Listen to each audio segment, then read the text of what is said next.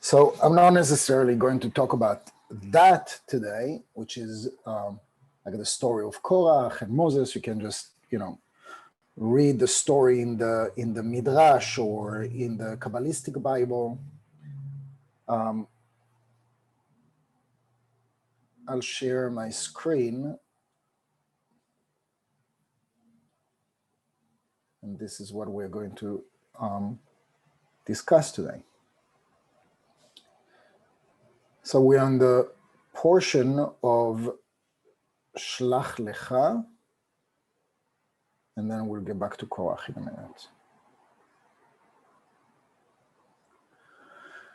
So we're told that God told Moses that he could not enter the promised land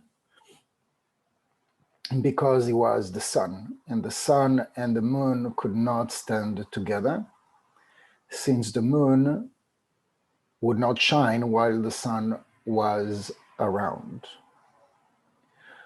God suggested that Moses send men to spy out the land if he wanted to know about it. Moses was shown the land from Mount Avarim, and he was also shown all the leaders who would arise in every successive generation. Finally, we are told that Moses asked his spies to find out whether there are trees or a tree in the land.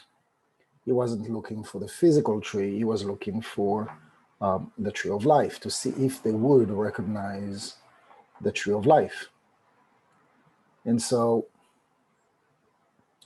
what's the connection with Korach? Every single individual is given a time to shine.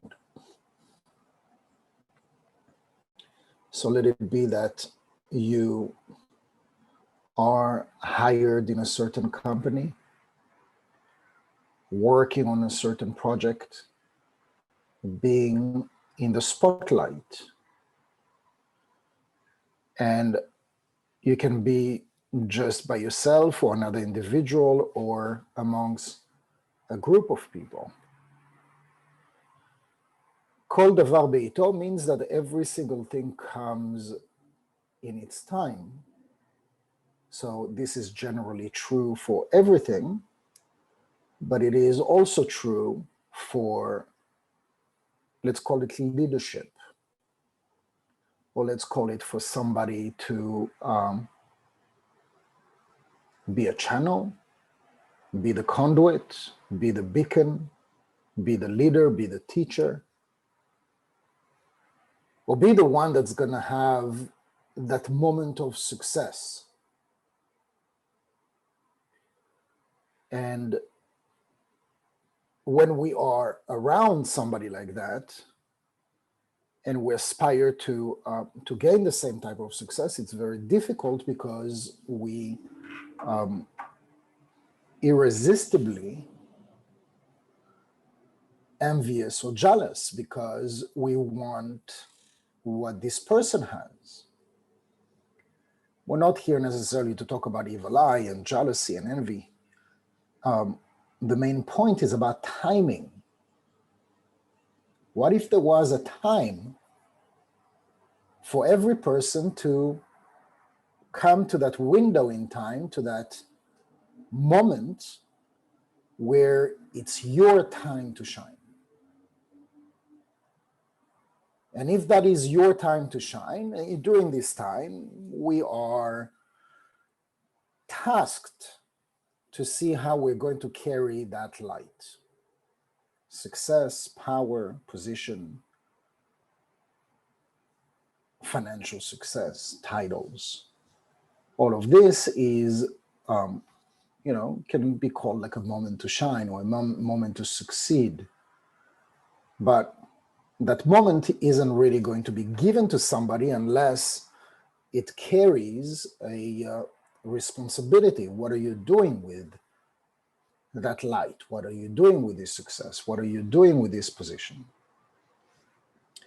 And so we know that we don't only know, we also believe in the laws of physics and in the spiritual laws of cause and effect, To every action, there is a reaction.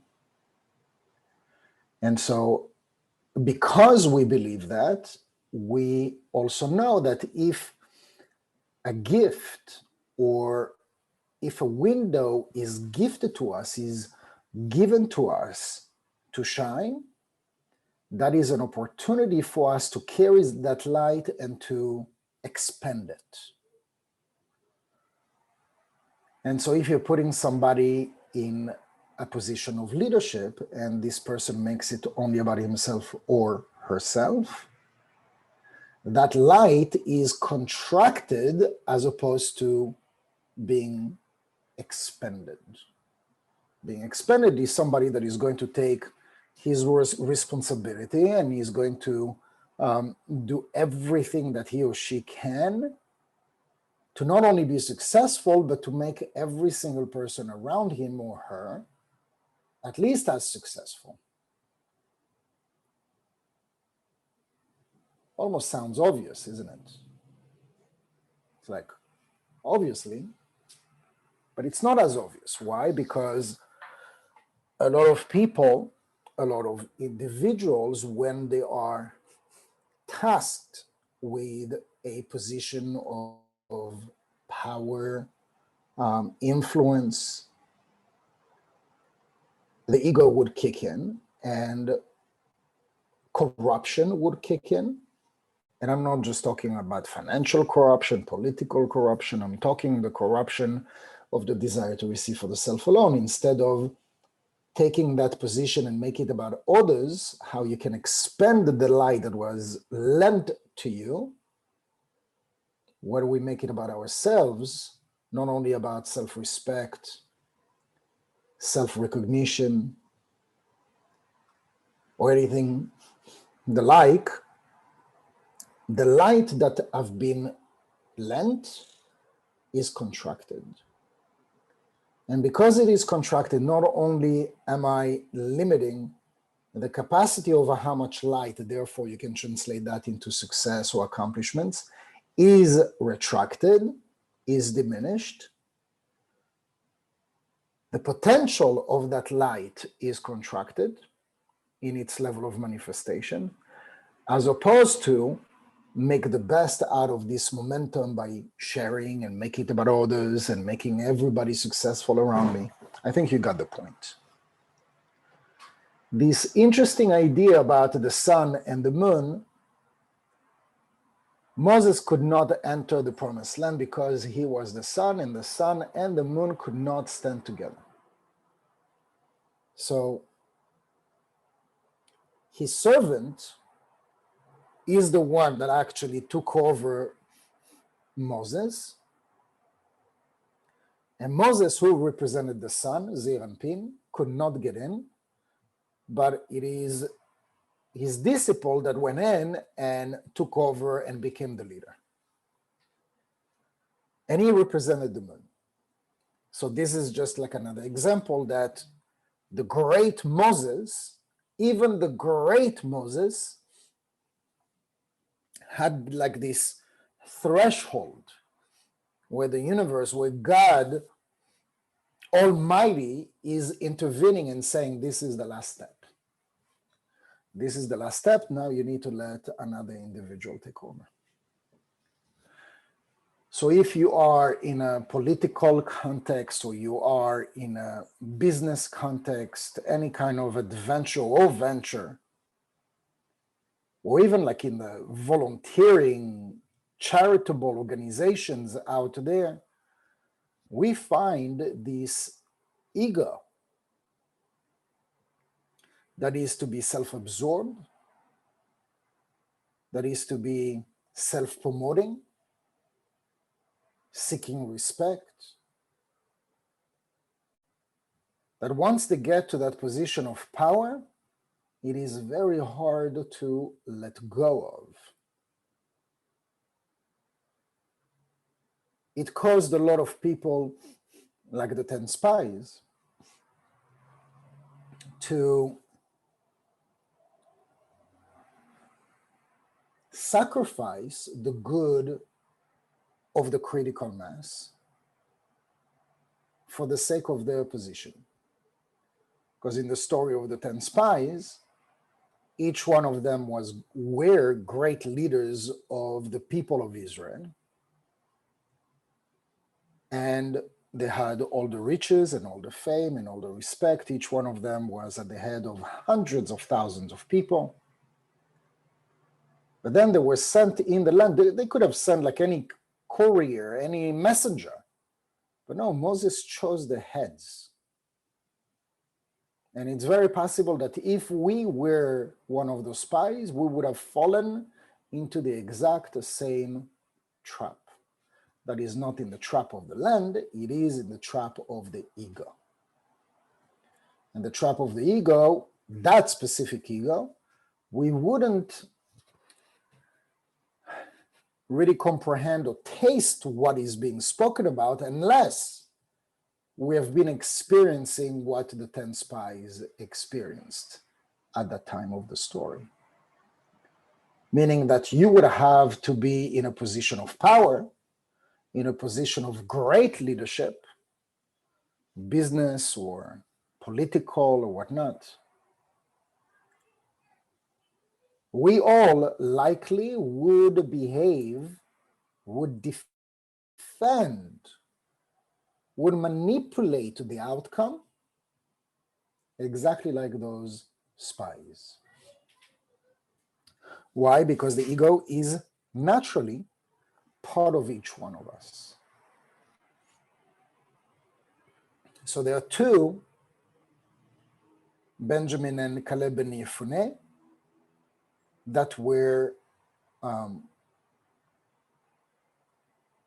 saved from this corruption and were able to come back with the real report of what was going on, and were really able to connect to the conscious tree of life. One, because he was blessed by Moses. So we could say, okay, so that's almost a given. And then the other one sought the protection of the righteous. But the others were corrupted because of their position and because of the ego. That passage is giving us basically almost the entire perspective about the story of Korach. And again, when we're talking about an individual in the Torah or in the Zohar, we're not talking about somebody, that lived 5,000 years ago or 3,400 years ago for the story, for the matter of the story. We're talking about an aspect within us. That there is that aspect of Korach, exactly what we're discussing here, that is envious of the light that emanates from those people that are chosen in a very specific time to channel, to be conduits of a very special light, very special guidance, that it be for a group of people or that it be for an individual. We can't judge until we're not walking the footsteps of Korach, not of Moses, of Korach. So until we're not in the shoes of Korach, we find ourselves being envious and jealous of something, of a position, of a stature or leadership of that individual, and it eats me up from within. And I'm jealous and I'm envious and I want what this person has, and I don't think that this person deserves it. So we might vaguely remember it in our past. Maybe right now it's kind of foggy and I don't really relate it to me.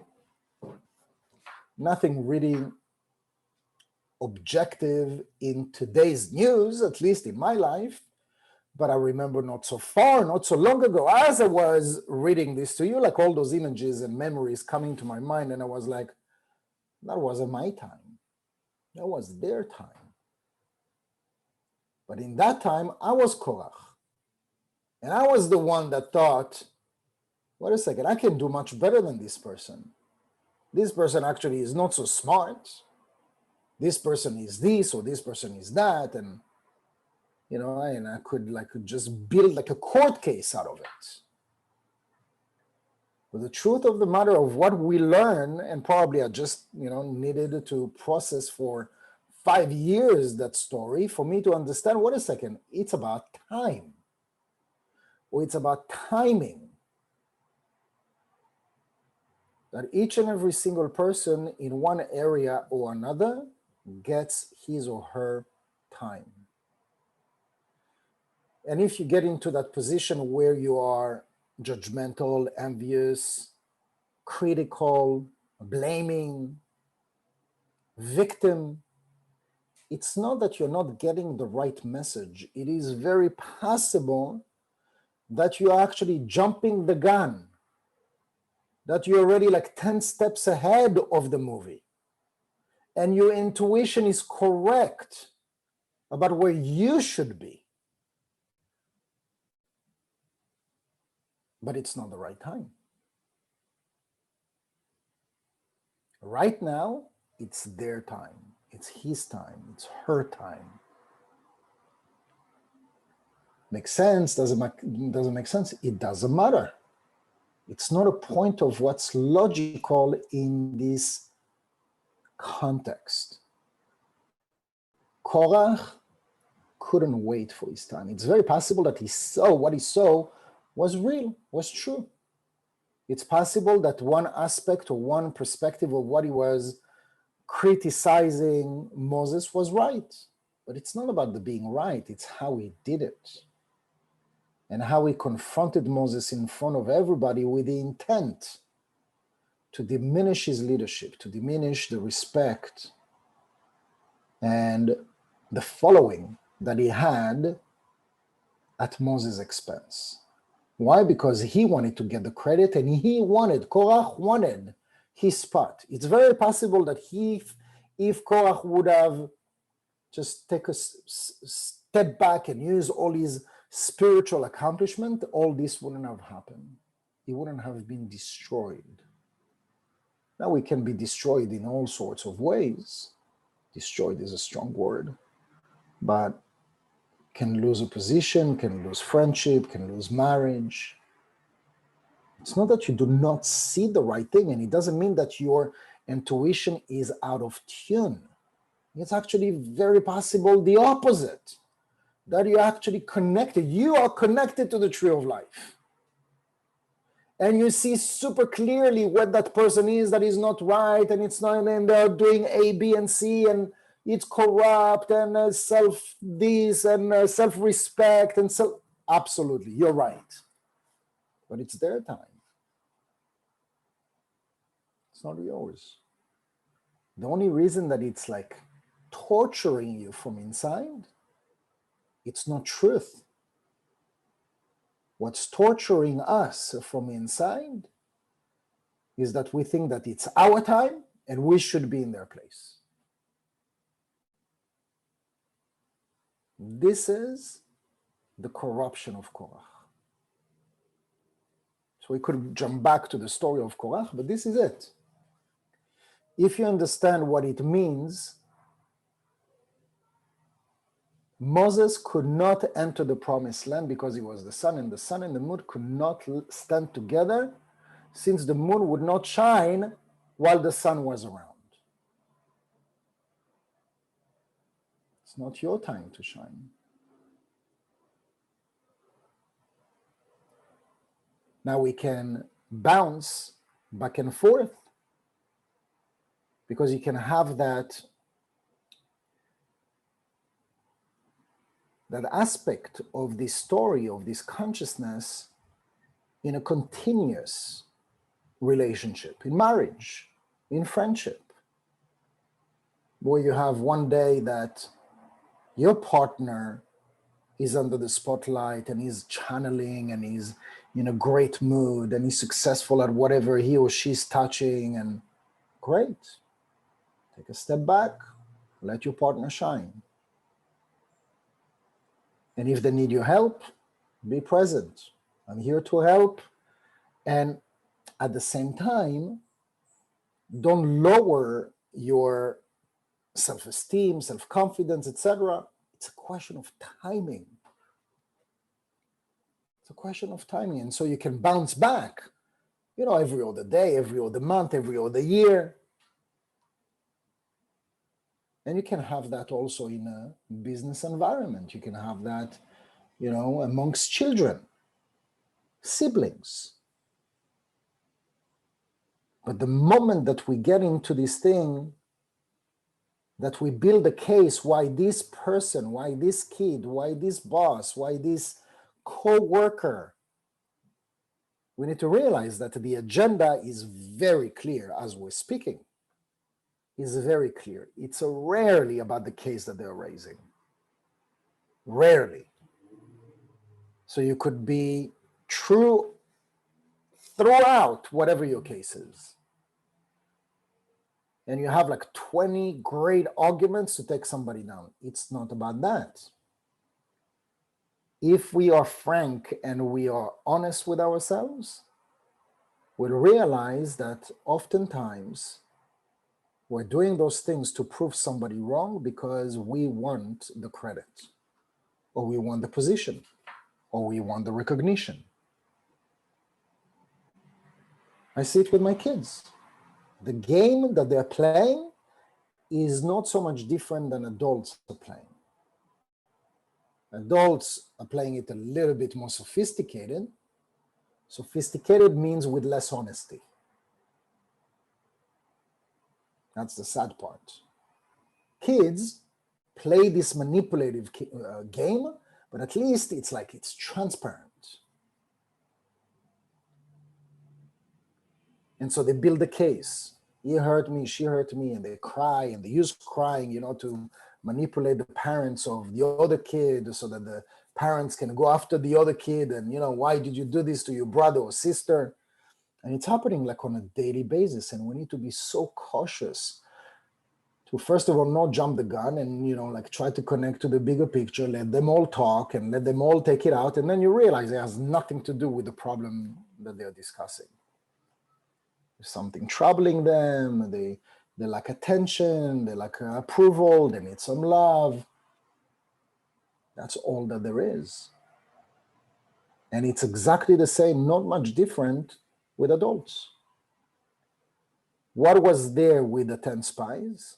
They were scared that their toys are going to be taken away. I mean, you can call it whatever you want, leadership, whatever position. It's the same thing. Their toy is going to be taken away. Their reaction, their manipulation is exactly the same. The lying, the case, building this story, they're giants, there is danger and monsters. It's true. It is true, but they're using truth to create a lie. And this is what we do. So it's not about punishing or judging them, because this doesn't work. We don't connect to the inner truth. We don't connect to the truth that's going to make a difference in the long run. In the short run or in the immediate, we can, punish somebody. All sorts of ways to punish somebody, by the way. Like I just heard that there is a person that I'm working with. She doesn't talk to this other person for 2 or 3 months because he said something that, that she didn't like, and she's in a position of management. Do you know managers that ever gave a cold shoulder because, they were spoken to in the wrong way, and then they treat the other person or the people under them like less than human beings?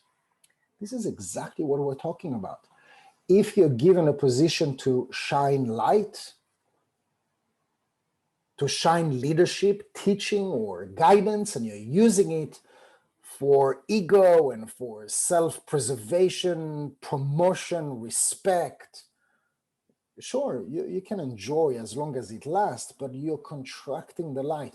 When we're saying contracting the light, right now you could be so much more, but you contract it to much less, and not only in quality, but in quantity.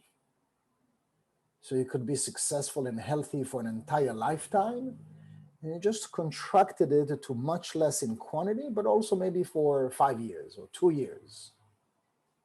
And then there is a song in Hebrew that says, Galgal mesorev galgal.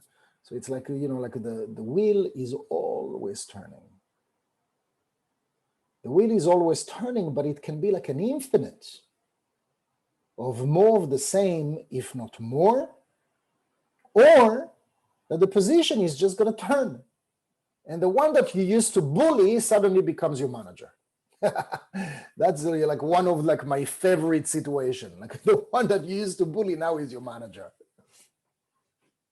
Now it's an opportunity for the other one that became manager after being bullied. How are you going to manage that? Every single person, every single one of us gets that opportunity. You get an opportunity to shine. That is not because you are awesome and great, but it's not the main reason. The main reason is that it's been lent to you like an investment. Let's see how you make this investment grow. Does it make sense? Let's see how you make this investment grow. So you can have like a moment of wisdom. Let's see what you do with it. Now you get like a moment of happiness and joy and bliss. Let's see what you're going to do with it. Now you get like a moment of success in titles and in financial and in whatnot. Let's see what you're going to do with it. So, I mean, not to awaken any controversies. It's not the point. Like, point aside. I like what Musk is doing, Elon Musk. I like what he's doing, and he's like, he's out there. I mean, he's declared himself. What is this? Can't remember now.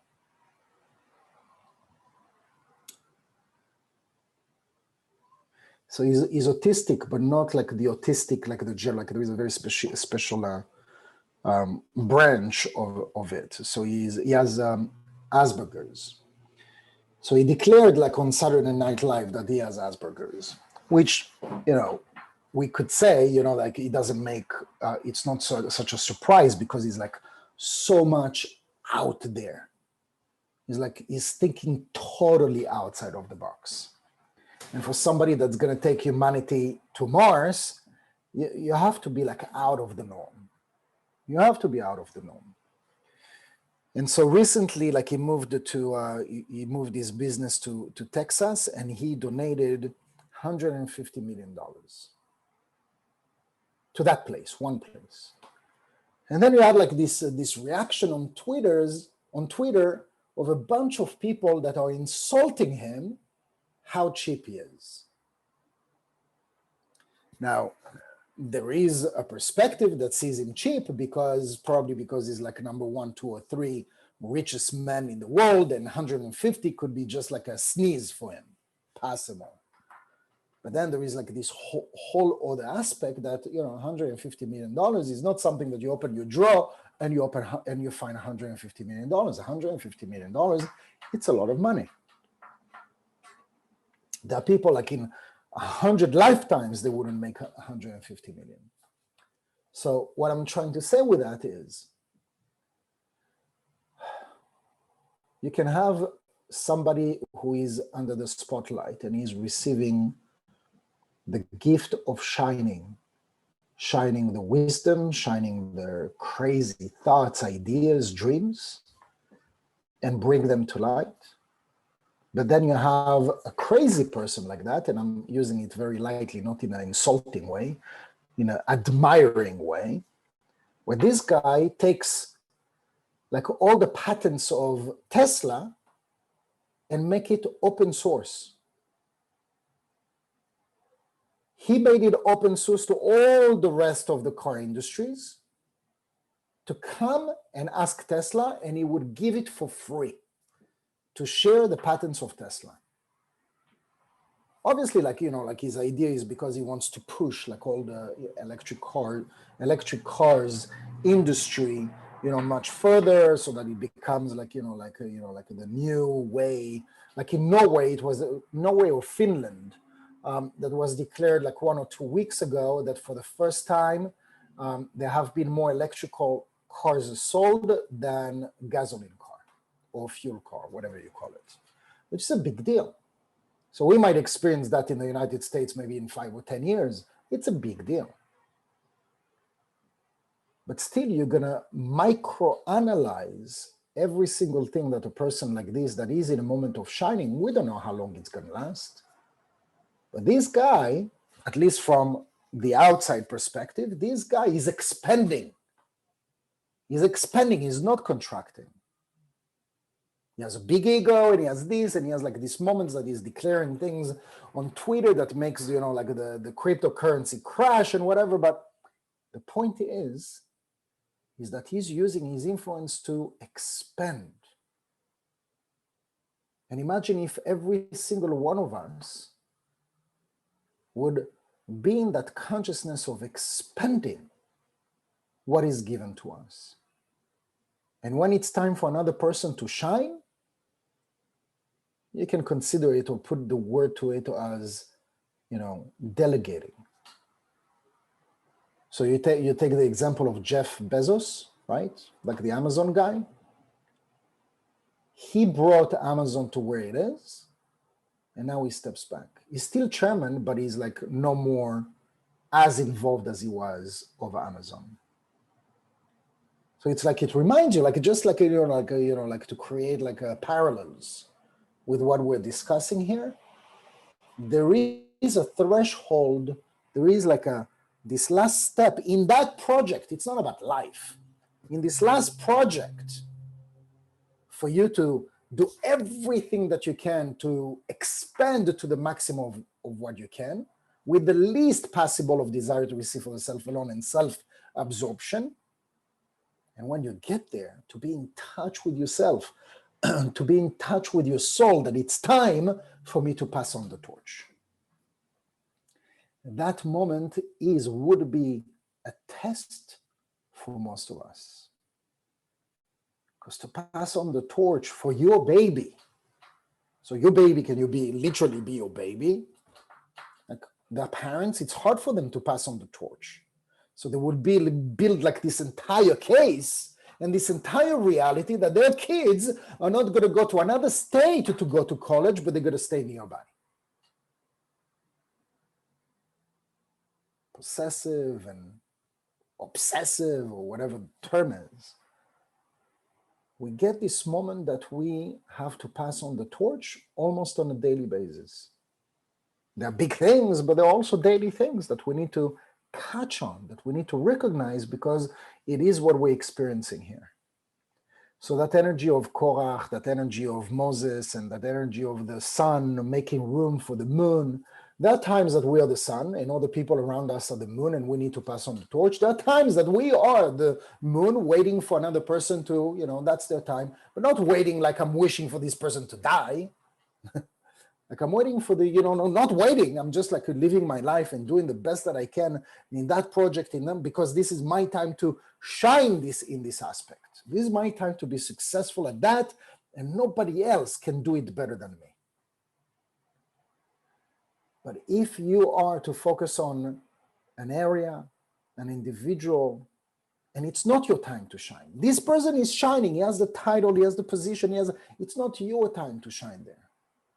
And you're focusing on that, you won't see at the same time, where is it that you can shine? Where is it that you can shine in that area that nobody else can do? So one is to become aware that at every single day, every single moment of my life, I'm given an aspect, I'm given a window to be successful or to shine in an area. And if from the moment that I'm focusing on somebody else, on their success, on their starlight or whatnot, I can't see mine. And also, the other thing that we discussed is at times we're the moon, at times we are the sun. When we are the sun, it's our moment to shine, and it's our moment to be the leader and to do the best that I can to contract the ego and expand the light that is inside of me, not the opposite. And there are times where in this aspect I'm the moon, it's not my time. I'm going to focus in other areas of my life where I'm the sun. Does it make sense? It might sound like it's all over the place, but it's not. If there is no area where you feel like you're the sun right now, you're focusing too much on what other people are doing. Because every single soul is given the moment to not only shine, but to expand their capacity and their potential and the light that they came to reveal in this world.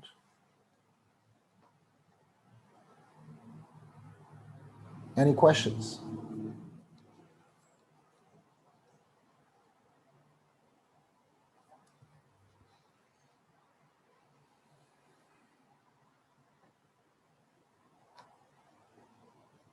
Any comments? Are you okay?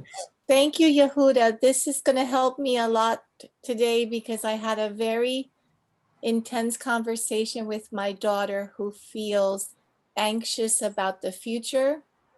Where does she fit in? Seeing what everybody else is doing and how the world is. And This is exactly it. yes, Absolutely. I said, I have to go to class now. I'll talk to you later. That's exactly it. It's truly a question of timing. So right now it is a matter of absorbing as much as she can.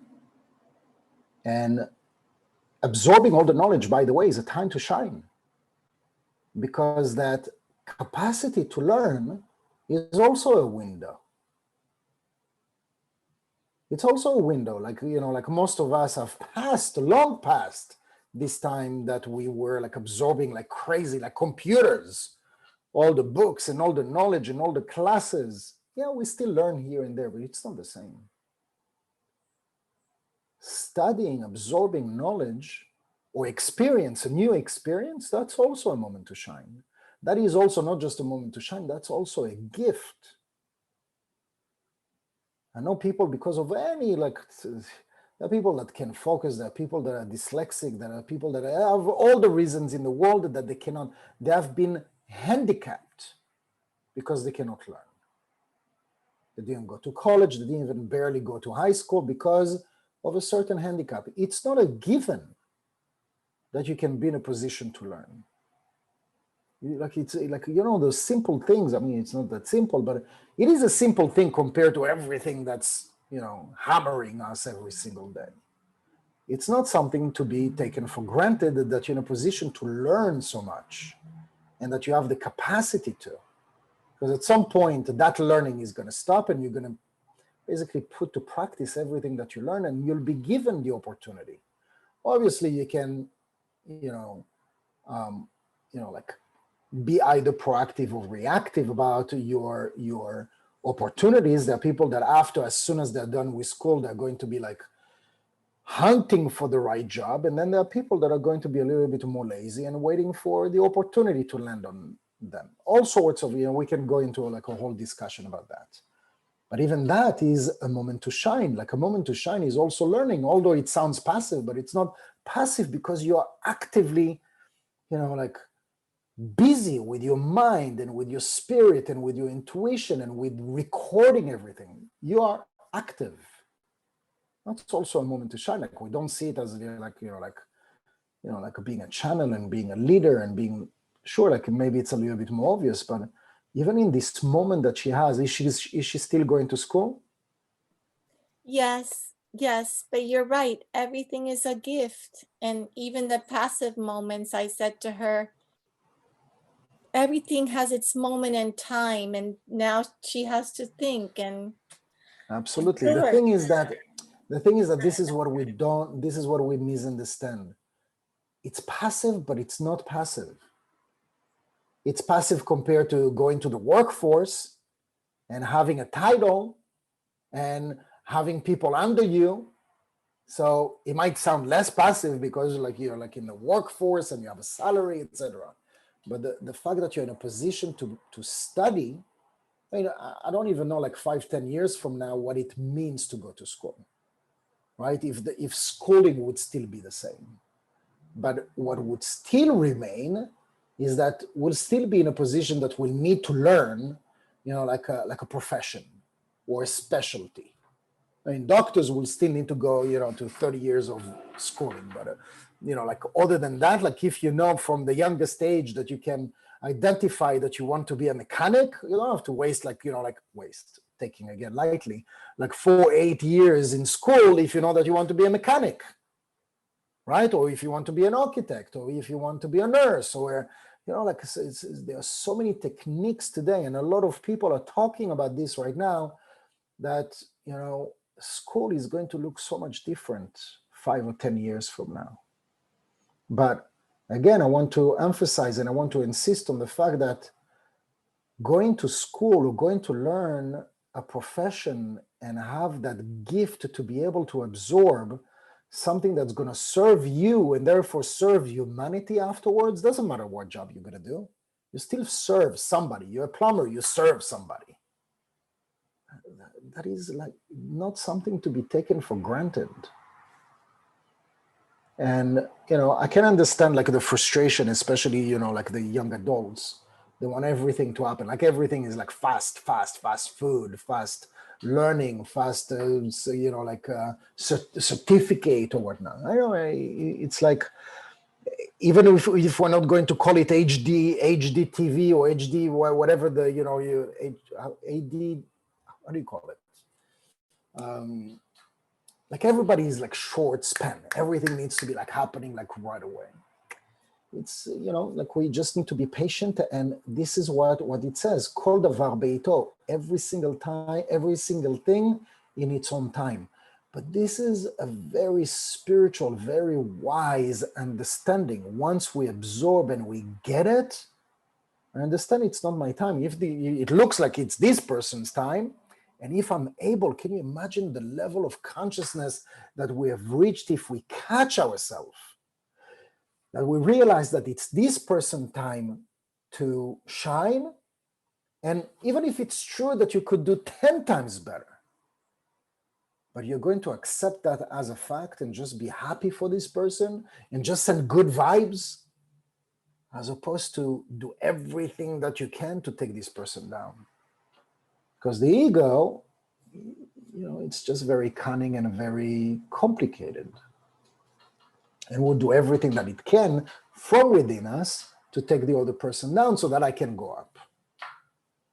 So going back to your daughter, great time to absorb, great time to ponder, self-introspect, be focused and learn and maybe spend more time at figuring out exactly what it is that I want to do.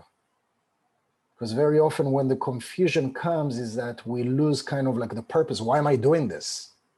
I'm spending all this time. And you can experience this, by the way, with anything. If you're missing or if you lost the purpose, then you find yourself like being confused and having doubts about what am I doing right now? Like I'm doing this, I'm doing A, B, C, and like, why am I doing this? And then it builds resentment and it doesn't stop. So maybe spend more time at figuring out what is it that you really want to do.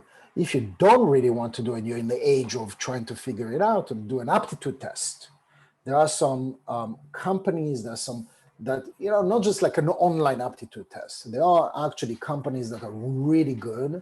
And for example, my wife, when she was like 14 or 15, she did an aptitude test. And they told her like so many years back that the best of her aptitude is to become a teacher. Like back then, like it didn't make sense at all. And what is she doing today? She's teaching and she's amazing at it. Can you imagine if every single one of us from the youngest age, I'm not saying 4 or 5, but teenage age or 15, 16, like even before we're done with high school, to figure out what is the area that I need to focus my energy. And then it clicks. There are some kids at the age of like 8, they already know what they want to do, and they spend the rest of their life, to focus that energy, and they don't spend any day, any time, any hour of their life. What am I doing? It's a waste of time. Where am I going with this? To have doubts and uncertainty? Absolutely not, because they're like laser targets. The doubts and the uncertainty is when we are lost, or we never had it, that goal or that target or clarity about what it is that I want to do. So if you don't know, it's okay if we don't know. And it doesn't matter what age also you are. You can seek help. And I'm not talking about psychotherapy. I'm talking like about all sorts of aptitude tests or the like or whatever, to figure out what it is that you could be, shining in. Because if right now you feel that you're not shining and you'd like to shine, seek outside help. And you might be surprised. Sometimes it's just about like asking the right questions. And if we, after a month, after 6 months, after 10 years, I didn't figure it out, maybe I was asking the wrong question this far. So true. Thank you, Yehuda. Thank you. You're welcome. Yehuda. Anybody else? Yes, Yehuda. Hi. Hi. Change of background. What's going on? I just I felt a little more on the fall side. So I changed it up a little bit. But thank you for reminding me about blessings and gifts. I have been blessed with a great job, my dream job, as a matter of fact. And like today, I had a rough day, and I kind of forgot that what a gift it is. And there are going to be bad days, just like there are going to be good days. But thank you for reminding me that it's a gift and that I have to keep on working at it, because there are people within that organization that have a big ego and they want to bring me down. I acknowledge that now. I heard you saying it, and I just saw it so clearly. Thank you. You're welcome. All right, guys. Hey, thank you very much. Yehuda. Yes. Hey, this is Ruben. How are you? Good. How are you? 1183. Is that your month and year of birth? Yes, that's correct. Mm-hmm. Scorpio is in the house. That's correct. Oh, Oh yeah. Hey, Yehuda, I was just listening. Thank you for everything that you're sharing with us. But I kept asking myself, okay, is somebody else's moment to shine? Does it mean that, for example, if you are competing for something, if you are competing to gain the trust of a client, to go and do the business with you, is okay that? Should I compete? Should I do my best to get that client? And if the client decides to go with the other person, okay, it was the other person's moment to shine. I just want to like get it right, because sometimes when you say things like this, people take it like, oh, but you're telling me not to compete. No, it's not that. Compete, but learn to like let go. Might be like that, Yehuda. So imagine, let's expand, okay? Let's expand the thought as if we were like 1,000 years from now, where we have evolved spiritually, mentally, and we have worked so much generation after generation. And imagine that you are 10 lifetimes after where you are right now. And God willing, like 1,000 years from now, the ego is going to be contracted and diminished so much. What would the word competition mean? Because competition is a very, very typical word that is connected and plugged, tuned into what we call malchut. the desire to receive for the self alone, the illusion of the five senses, differentiation and comparison. This is what competition is attached to. When and once we are elevated to the tree of life consciousness, there's no more competition. Why isn't any more competition? First, because we're all connected. Nothing is yours and therefore is not mine. Nothing is more to you and less to me. You are not more to me. You're not more and I am less. Or in the other area, I am more than you and you're less, because we are, I don't want to say that we're all the same, but to what there is to receive is endless. How much does the light have to share? Endless. So what are you competing on? So in that aspect of what you share, you're calling it the client. And yes, to the level of consciousness of where we are today, if we don't change anything, I would say do your best, but not do your best at the expense of another individual so that this customer is going to like you more because you told him a couple of things to like the other one less. Because we don't do it like selflessly. We know about our competition and we're going to say everything that is great about me, but we don't say that it is in comparison with the other company, but we're going to study the competition and we're going to see where they're lacking. Like I see, I've studied Amazon and all sorts of things like that. And I've seen that sellers, they study the reviews of the competition and they go into the 1 and 2 and 3 stars of the competition and they are perfecting the exact same product. Now, they don't say my product is better, but they're going to say my product has A, B, and C, which unconsciously in the mind of the clients, wait a second, I was buying this product and it was lacking A, B, and C. Now, this product has it all. So, this is why I'm saying the more we age and the more the ego is becoming sophisticated. We are not like publicly or upfront saying that the competition is bad. I'm just saying compared to that, really, like I'm not saying it, but I'm so much better because I have A, B, and C, and I've studied myself. Like, the competition, this is what they lack, but this is what I have. So this is why the word competition is synonym of the 1%. Now, if we don't change anything, the thing that you can do is to do your best, but as best as you can, not at the expense of another individual or another company. Do the best that you can to bring the most or to bring the best out of you, of what you have to offer, and trust the universe, the bigger picture, that the right client, like it's not going to be rational. It's not going to be rational why they're coming to you. There are going to be other companies that are much more professional than you are and they have much more experience than you have. And they're working with banks and with partners that are much bigger than yours. It's not going to make sense why they come to you. And this is when you know that the light is in the business. When competition is in the business, you are edging the light out of your business. So it's not about competition. And Thank competition you, is very much what we're talking about Moses and Korach.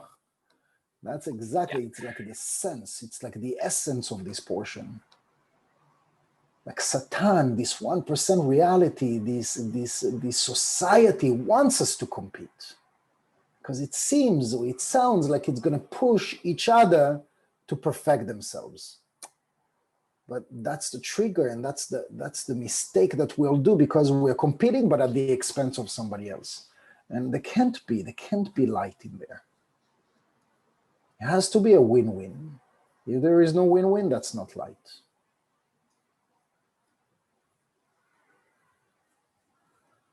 All right, guys.